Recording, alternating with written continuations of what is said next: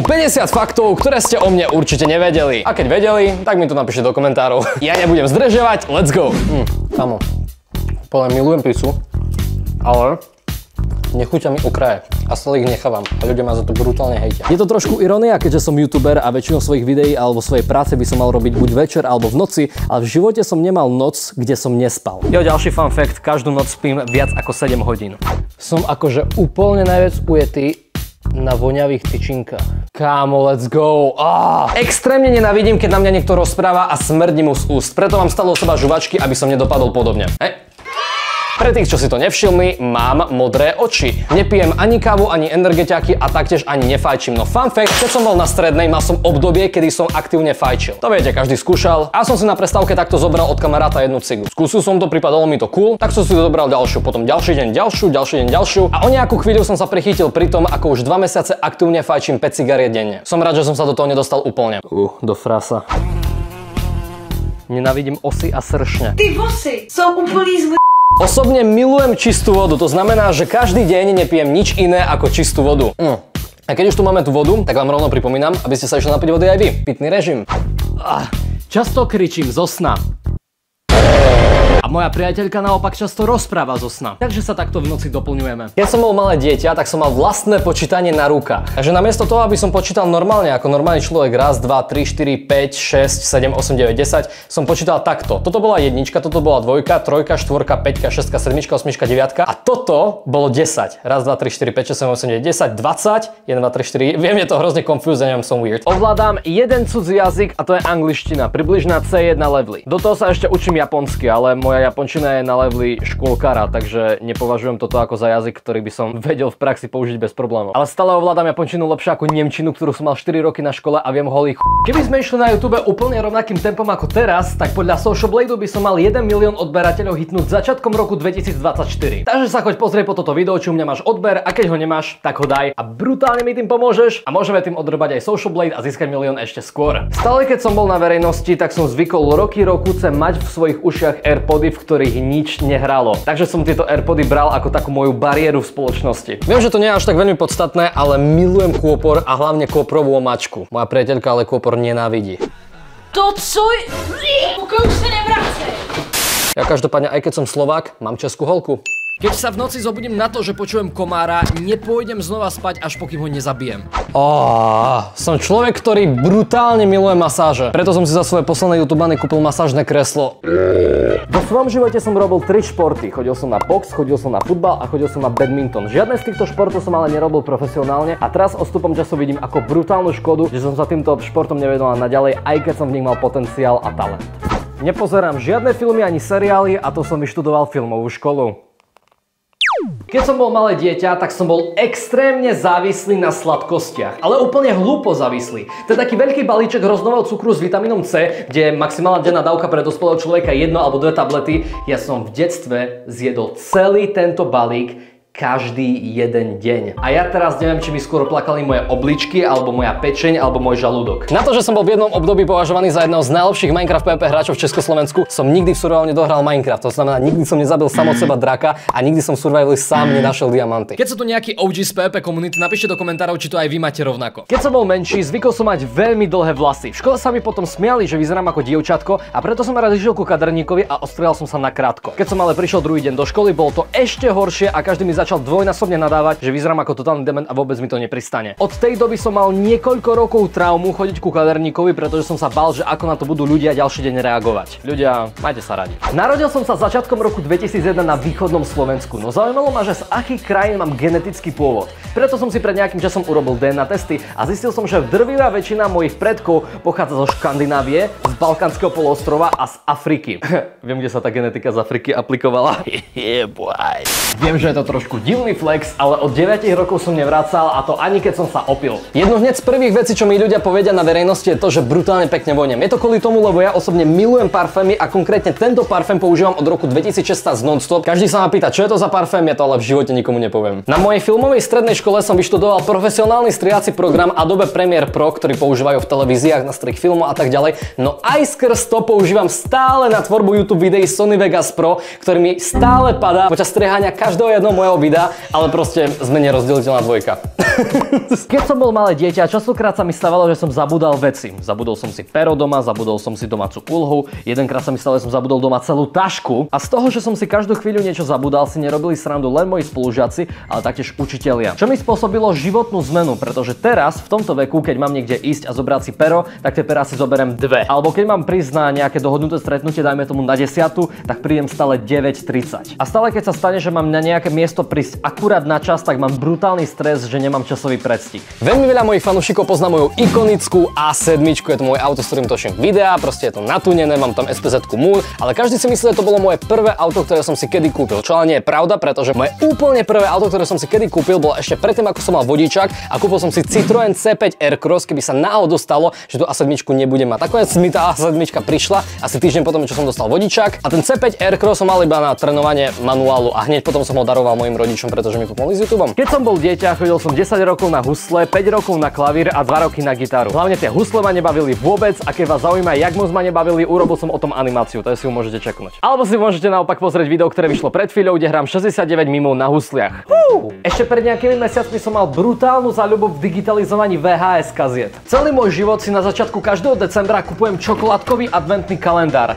Problém je v tom, že mi nikdy nevydrží dlhšie ako 3 dní. Keď som bol menší, navštevoval som tanečný krúžok, šachový krúžok a spevácky krúžok. Dlhšie ako 2 roky som tam nevydržal. Veľmi rád nosím čapice, aj keď sa to v mojom okolí skoro nikomu nepáči. Keď som bol malý, bol som úplne zbláznený do zemepisu, planet a vesmíru. Moji najodoberanejší odberatelia na mojom hlavnom kanáli sú Tari, Miša a Duklok. Keď som bol škôlkár, tak som miloval ľudské telo a raz som povedal mojej riaditeľke škôlky pred všetkými vychovateľkami, že má veľký sedací sval. Je zaujímavé, som sa v tej škôlke vôbec ešte objavil. Milujem cute veci.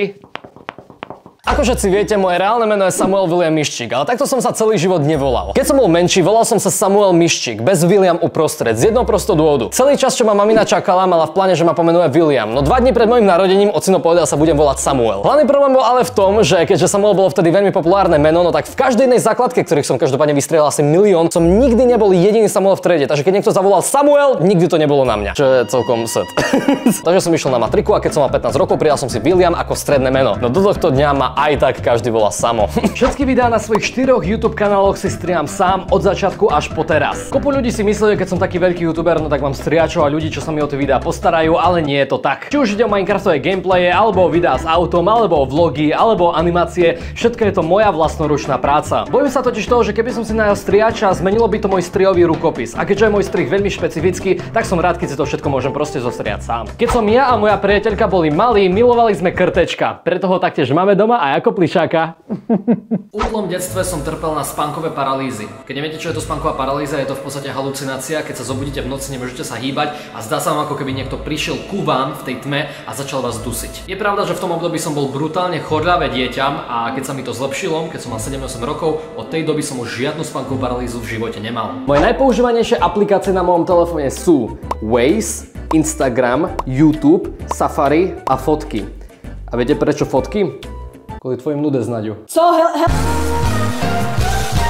Nemám rád vodu a bojím sa jej. A je to kvôli mojej traume z detstva, pretože keď som mal 11 rokov, tak ma rodičia zobrali do turčianskych teplíc na wellness. A tam som vyskúšal konkrétne tento oranžový tobogán. Tie, čo tam chodíte, no tak ho poznáte. Ten tobogán je brutálne rýchly a ste dole za pár sekúnd. To som ale ja nevedel a keď som sa v ňom sklzol, no tak za pár sekúnd som narazil do tej stojatej vody, ktorá je na konci každého tobogánu, aby vás spomalila. Tam som sa napil vody a začal som sa dusiť. Dusil som sa tam pol minútu z tej napitej vody a nikto mi nebol schopný pomôcť. Najlepšie na tom bolo to, že hneď oproti mne sedel plavčík a namiesto toho, aby mi pomohol, tak sa na mňa len pozeral. A aj keď som 14 rokov dostal nápad, že sa sklznem na tom rovnakom tobogáne, aby som odbúral svoju traumu, čo sa mi aj podarilo, niekoľkokrát som to sklzol na pohodu, aj tak nikdy nezabudnem na to, ako som sa v 11 dusil. Od tej doby, keď nemusím liesť do vody, tak tam ani neleziem. A to som ako dieťa vodu miloval. Keď som v 12 rokoch začínal s YouTubeom, mal som povolenú len hodinu denne na počítači, takže prvý deň som stihol video len pripraviť, druhý deň ho natočiť, tretí deň zostriať a štvrtý uploadnúť. Keďže sme doma mali veľmi pomalý notebook a 1:1 internet. To bol taktiež aj dôvod, dôvod, prečo som sa stále snažil zistiť heslo od notebooku, aby som na ňom vedel byť počas toho, ako rodičia nie sú doma, alebo som taktiež navštevoval iných rodinných príslušníkov, ktorí mali počítač, kde som to heslo vedel, alebo ten počítač mali odomknutý. A točil som svoje YouTube videjka tam. Dôvod, prečo mám záľubu robiť niekoľkokrát ročne animované videá, je ten, že keď som bol malý, tak som celé detstvo kreslil. A keď hovorím celé detstvo, tak tým myslím od 1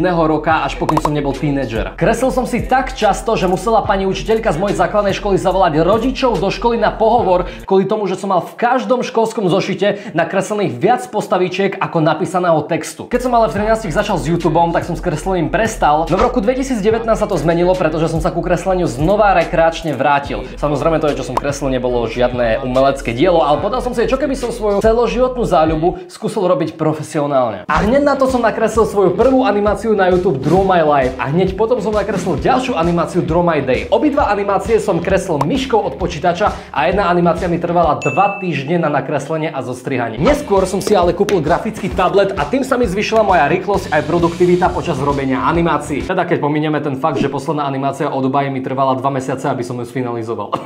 Kopu ľudí sa ma pýta, že aká je moja najobľúbenejšia animácia z tých 8, ktoré som urobil. A ja musím povedať, že je to určite animácia o mojom vzťahu na diaľku s nudličkou. Kto to nevidel, je to v podstate animácia o tom, ako sa mi celý život nedarilo nájsť si priateľku a som si našiel jednu na opačnej strane Československa, nudličku, s ktorou teraz aj natáčam videá. Keď som s ňou začal chodiť, no tak som každý druhý víkend chodil za ňou cez celé Československo a do tejto animácie som vložil brutálne veľkú citovú a emočnú vložku. Dal som do toho hrozne veľké sústo mňa a preto je to momentálne a možno aj na dlhý čas bude moja najobľúbenejšia animácia, ktorú som kedy urobil. Keď ste ju nevideli, choďte si ju pozrieť, vrelo odporúčam. A keď sme sa teraz dostali ku faktu číslo 1, tak vám chcem povedať, že fakt číslo 1 je ten, že vás mám všetkých extrémne brutálne rád. Pre nikoho iného som túto kariéru nevybudoval len kvôli tomu, aby ma niekto ako vy mohol sledovať. Vážim si od vás každého jedného komentára, každého jedného odberu, každého jedného lajku, každej jednej správy, čo mi píšete, každého jedného editu, ktorý je o mne na TikToku, každého jedného fanartu, ktorý mi nakreslíte. Som extrémne rád, že niektorí z vás ste si schopní normálne zmeniť Instagramové meno na to, aby som tam bol aj ja. A som za to brutálne rád, ľudia, pretože byť môjim fanúšikom nie je rozhodne žiadna hanba. Ja sám dobre viem, čo som dal do všetkých svojich videí, do všetkých veľkých projektov. Ja viem, čo som všetko urobil pre túto scénu. No moja každodenná ťažká práca je jedna vec, ale druhá vec je tá, že keby som nemal vás, tak by som nemohol vo svojej ceste pokračovať a rozhodne by som nebol tam, kde som momentálne. Preto som extrémne rád, že ste sa pozreli na toto video. Stále sme na ceste ku 1 miliónu, ktorý by sme mali hitnúť za rok a niečo. Dúfam, že to aj takto bude pokračovať. A rovno by som vám chcel povedať ešte dodatok ku prvému faktu. A to je ten, že od budúceho roka 2023 začnem od januára pracovať na svojom najväčšom animovanom projekte, ktorý som v mojom celom živote urobil. Trošku spoilernem, bude to seriál. Bude to 6-dielny seriál po 20 minút približne, ale nebudem vám hovoriť, o čom bude. Bude to neuveriteľné sústo práce, takže nebudem presne sľubovať, že kedy to vyjde. Môj deadline je zatiaľ do konca roku 2023, ale uvidím, že ako sa mi bude dariť, budem vám dávať update. Každopádne aj skrz to, že moje úplne celé sústredenie za celý rok pôjde do animovaného seriálu, ktorý zatiaľ väčšinu času neuvidíte. Videá budem stále natáčať. Budú vydávané trošku menej často ako tento rok, ale zároveň tie videá budú vážne stať za to. Budú to väčšinou prvého učka alebo nejaké vážne zažilné vlogy s autom, alebo kľudne nejaké animované skity, ale len som vám chcel povedať, že toto sú moje tajné plány a predsa zatiaľ na rok 2023 a môžete mi vaše predsavzatia napísať dole do komentárov. Pevne verím, že ste si toto video užili, nezabudnite na odber a ja sa budem tešiť ďalšie videá. Tak zatiaľ. Čus. Jo, a taktiež ma nezabudni sledovať na mojom Instagrame @StudioMoonTV, pretože tam dávam daily storky a daily updaty z mojho života a kedy vyjdú videá. No proste všetko potrebné, čo potrebuješ vedieť ako môj fanúšik. Hoď mi tam follow a ja ti za to veľmi pekne ďakujem. Prajem pekný zvyšok dňa.